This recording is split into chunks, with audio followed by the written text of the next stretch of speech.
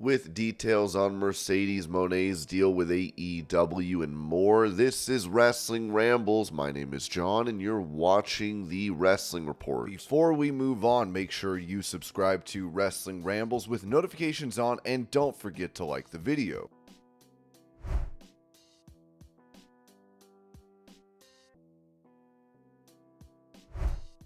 Bringing up her most recent run in WWE, Tenille Dashwood mentioned a return to pro wrestling, telling Chris Van Vliet on Insight, "I will say I was a little disappointed with that last run and a little upset with how things went. I do think I have a lot more to contribute, and I had very high hopes when I returned. It just didn't turn out the way that I would have liked. In saying that, we did see it as a positive, we just weren't being used. So it was, okay, let's go do the things we want. That has been very exciting. At this point, we're focusing on that. We do have a tour in Australia that we've committed to, some autograph signings and a match. Past that, we're focusing on other things right now. I can't imagine ever fully stepping away from wrestling. It's been my dream since I was a little girl, and it's the only thing I really wanted to do. I'm so glad I've gone after it and had the career that I've had. It would be hard for me to say I'm done with wrestling. In that same instance, I'm not actively pursuing anything or don't have a plan moving forward at this point."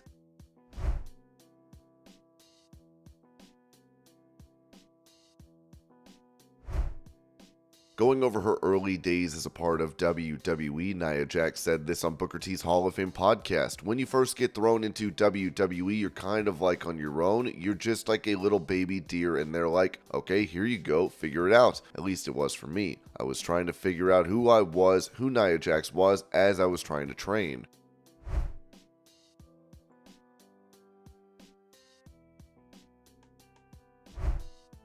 On X, a user by the name of Shanks V said this to AEW star Matt Hardy, writing, "I don't know if rumors are true if you're considering retirement or not. Personally hope not. Need one more real Hardy Boys run. But if it is true, and while you had an amazing career and deserve to rest, please consider staying on as a producer in AEW or any company." Hardy replied, "No, I am not retiring from active wrestling anytime soon."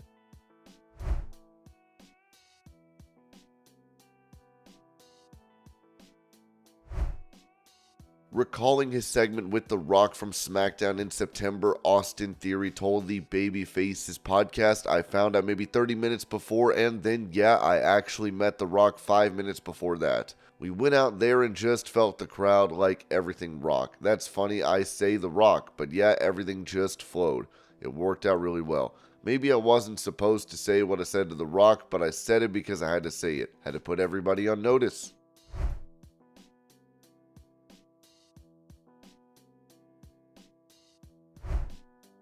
Asked where he sees AEW being in a year, Continental Champion for the promotion, Eddie Kingston said this to Steve Fall of Wrestling News, "I still see it growing. I know a lot of people said, oh, AEW fell off or whatever they say on the internet. Look, as long as I'm around, AEW is not falling off. We'll be alright. As long as I'm able to wrestle and certain guys like Mox and other guys are still wrestling, AEW ain't going nowhere. And it's not going down nowhere. Like I remember hearing someone say, oh, we're back. AEW is back after Scumbag Okada debut. And I was just like, I didn't go anywhere. No one went anywhere. There's no one back. We've been here. It's not our fault. You weren't watching. We're busting our asses still every day to put out great matches and great professional wrestling. So just because you guys went away doesn't mean that we're back. We've been there. So no, I just see AEW growing and continuing to grow. And as long as I'm alive and kicking and able to get in the ring, AEW is gonna keep rolling."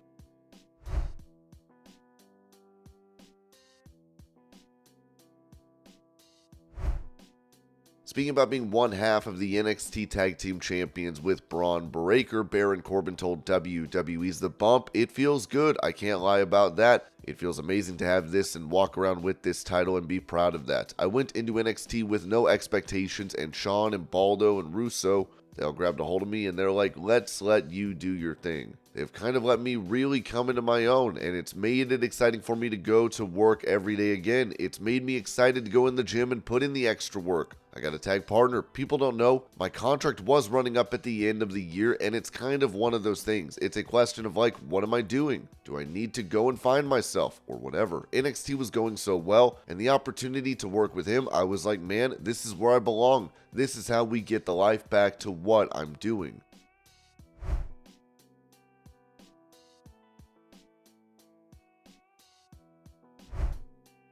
Touching on another potential match against Will Ospreay, Kenny Omega noted on a Twitch live stream, will I complete the trilogy with Ospreay? I don't know. I don't know if it needs to be a trilogy. I just kind of go where I'm needed, where the story takes me. Let's say in a perfect world, I am 100%, or I can get myself to a degree where I can compete with these guys again. I think that Ospreay, it's still fresh in my mind, but I haven't wrestled Joe in close to 20 years, maybe a little less. There are a couple of other folks I need to get around to. I've never wrestled Swerve in a singles match. We had a couple of interactions in the UK, but never a singles. I could bring up 2 or 3 guys. We have such a huge roster.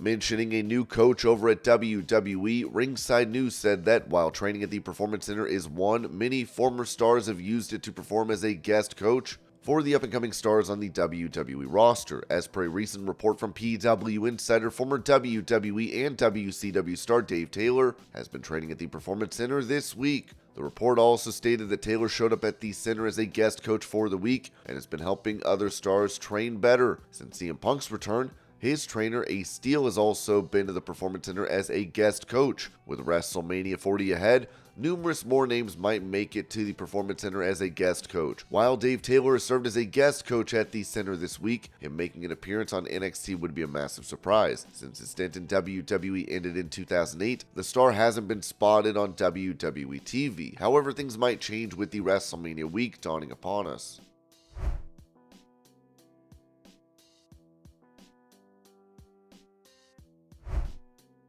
Going over her future plans, Becky Lynch posted this to X, writing, signing 2,000 book plates today, last woman standing match on Monday, publishing my book on March 26th, beating mommy at WrestleMania in April, book tours and insane amount of press in between. How's your next month or so looking?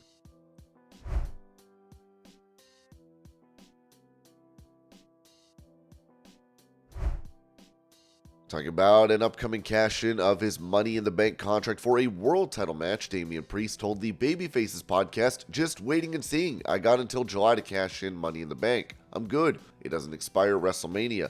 I think a lot of people get confused with that because it used to be at WrestleMania. But I have till July, so man, I'm chilling. We're fine. It's going to happen. I see the stuff online where people aren't sure if I'm going to cash in. Is it going to be successful in championship material? When it happens, I'm going to shut everybody up. I'm not going to let everybody know when because that would be silly. But it'll happen and it's going to happen big. So I'm looking forward to that day and kind of shutting a lot of people up.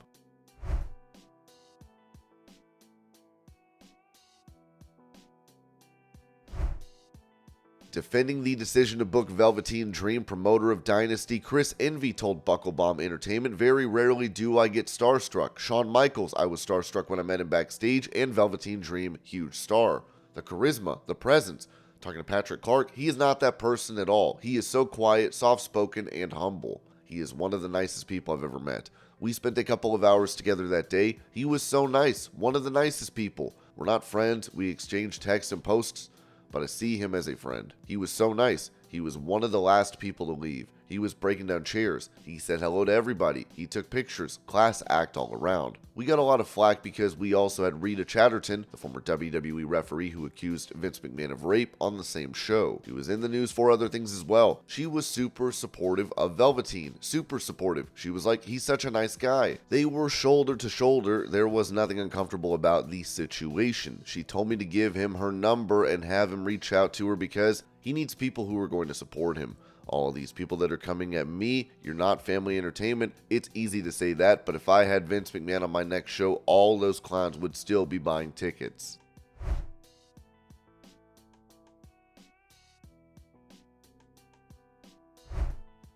With rumors of Brock Lesnar being discussed for a return to WWE, Ringside News wrote that a recent update revealed that Brock Lesnar was added back to the WWE roster page, and the company had started making plans to mark the Beast's return. While his return might be on the horizon, Fightful Select reports that Lesnar was never removed from their roster page.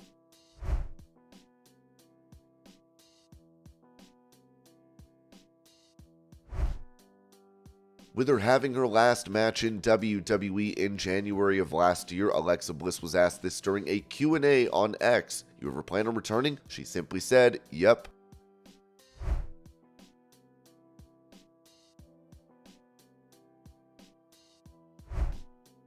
For more information regarding Mercedes Moné and her signing with AEW, Ringside News noted that, according to reports from Fightful Select and Matt Mint Andrews-Arian, Moné had been on the AEW payroll for over 2 months, with the deal believed to have been agreed upon back in December. This agreement coincided with Moné securing several trademarks related to her name, hinting at a long-term commitment to AEW. While the contract details are yet to be confirmed, it's speculated to be a multi-year deal. Additionally, it's reported that NJPW expects to play a role in Moné's deal, with hopes of continuing their collaboration with her. However, it was made clear that AEW would be her priority.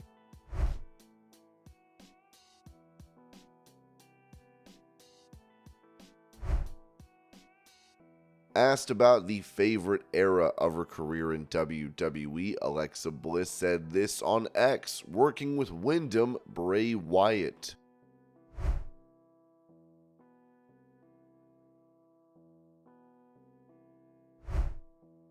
Recalling how WWE could have had a sponsorship with Anheuser-Busch, Kevin Nash noted on his Click This podcast, "When I was champion, I went down to the Super Bowl and I met a couple of pretty high ups with Anheuser-Busch. We went to the Maxim party and we drank. I think it was the Playboy Wet and Wild party back then. Whatever it was, I had these guys interested in putting the Budweiser emblem on the turnbuckles at pay-per-views. Just pay-per-views.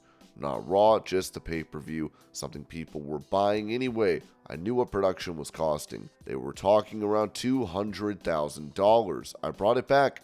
I brought it right to Vince McMahon, and he says, no, we're competing with Disney." This was 95. Jump forward to 97, and they're trying everything they can to get a beer sponsorship with Steve Austin.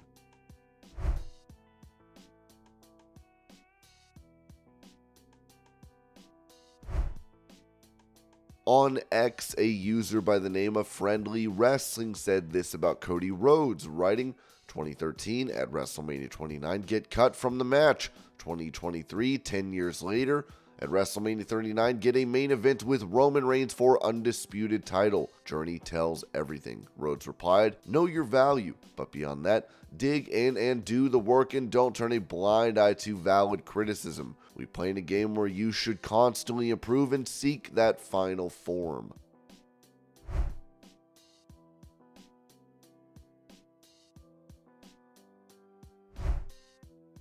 When it comes to appearances of legends in the near future for WWE, Ringside News wrote that WrestleMania 40 will be taking place at Lincoln Financial Field in Philadelphia, Pennsylvania on April 6th and 7th, and it promises to be one of the greatest pro wrestling events of all time.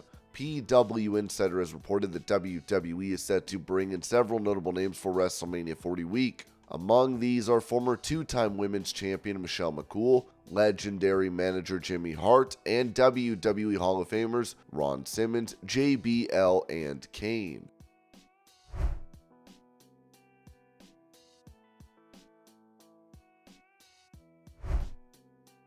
After announcing that he needed back surgery in December, NXT star Wes Lee posted this clip of him stepping back into a ring.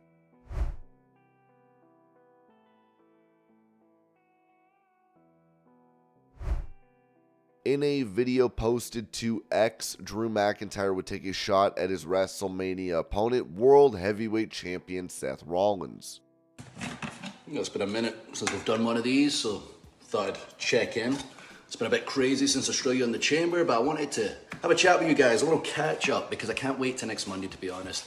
There's only one person I want to talk about, Seth Rollins. That guy actually had the nerve to stand there and say I am the least of his priorities. And he nearly provoked me into doing something stupid, but I held it together because that's how a real champion behaves. I can see now what Seth was trying to do. He was trying to prove that I'm the hypocrite. Me, the guy that's told the truth for years, being the same person, unlike somebody with multiple personalities over the years. You know, it got me thinking. The best nicknames are the ones earned, not given. I've been called the Scottish Warrior, the Scottish Psychopath, and for good reason. I guess I'm from Scotland. You clearly didn't give myself them. I wouldn't add Scottish to every single one, but I didn't also ram them down people's throats. He's been an architect. I'll give him that one. But a visionary, a revolutionary, a messiah, I don't think he even believes those anymore. And didn't he give himself most of those nicknames? How about I call myself Tall, Handsome Jack Drew? At least it would be true. A closer one for you would be Sellout or Spotlight Junkie. This guy just needs his fix of the limelight. He's crowbarred himself into Cody and the Bloodline story. Now I know he didn't actually mean him at the bottom of his priority list. That would mean the world title is at the bottom of the list. His ego would never allow that to be the case. And thank God I know him so well, because it feels that way sometimes. My vision remains crystal clear. I'm fully focused on the World Heavyweight title. That's all that matters. I don't need any distractions, and I don't have any distractions since I put CM Punk on the shelf. Can Rollins say the same? Seth's made his bed now. He's throwing in his lot with Cody. He's spread himself too thin. And you know what? Night 2 of WrestleMania, when I'm staring down at a broken Rollins, wheezing out his last few stupid laughs, I won't feel pity. I'll finish him off, take the title, walk into the locker room, and lead by example for Raw and Raw only. I told you the future of our industry Monday. Working together with The Rock. Maybe I'll start calling myself the visionary. At least it would actually be true. Slanger.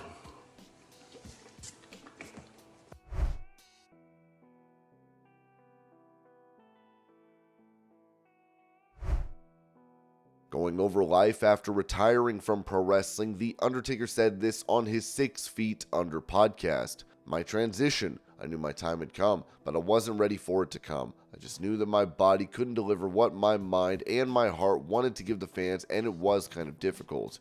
You have to remember that for over half of my life, being in the ring is what I did. Then it's not there anymore. It leaves a huge void in you because you're trying to fill that void, which was a passion. You're trying to find out what that next passion is and what it is that you're going to sink your teeth into, and there just may not be something that will ever refill that void. It's hard for me to. It's hard for me still to this day. When I retired in 2020, and here we are in 2024. I still find myself sometimes struggling, not so much at home. I'm more analytical and more of an analyst type while I'm watching it at home. But if I'm like live in the venue, there's a lot of times where I just have to leave because there's that thing in me that's saying you should be getting ready to go to the ring. I hope it goes away at some point, but as of now, it hasn't.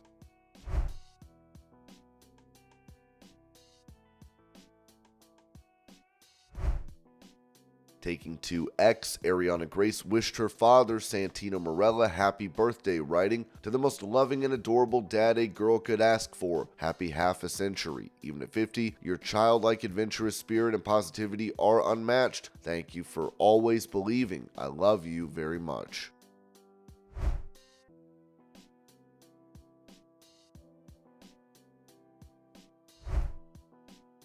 Touching on the WWE Hall of Fame inductees for this year, Dave Meltzer noted on Wrestling Observer Radio, "So it's interesting that Thunderbolt Patterson is now allotted in the WWE Hall of Fame. The one thing that we learned is when Vince McMahon picked the Hall of Fame, they had a certain quota thing, which was there has to be a black wrestler and there has to be a woman wrestler in every class.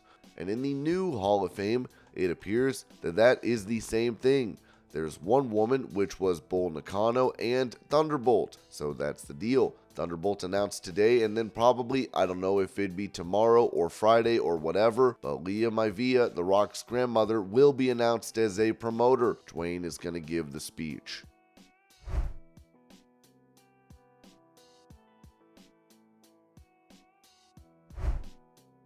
As Will Ospreay recently signed with AEW over WWE, Dave Meltzer said this about it on Wrestling Observer Radio. I just think that if Triple H is watching this, he's going like, holy F. They know he's a good wrestler, but I don't think they know that he's the charismatic person and talker and can get over. I know people in WWE when this was going down, it was becoming very clear he was going to AEW and not WWE, and they, WWE, offered a lot less money. I know people there were going like, Triple H didn't realize. They knew, but he just didn't realize. He just thought, he's one of these great workers.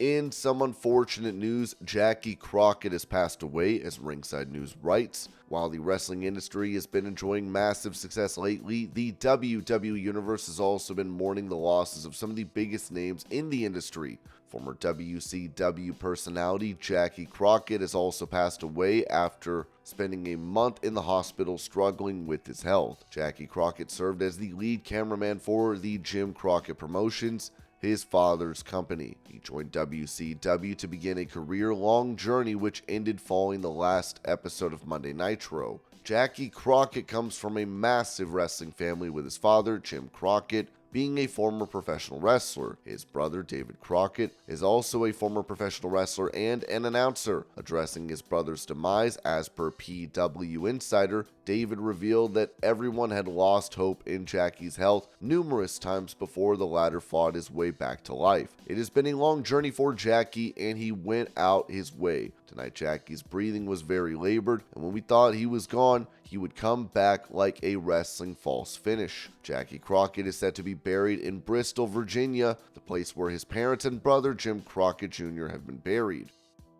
And this was your pro wrestling news update. I hope you're all having a great day. Thank you so much for watching, and I will see y'all later.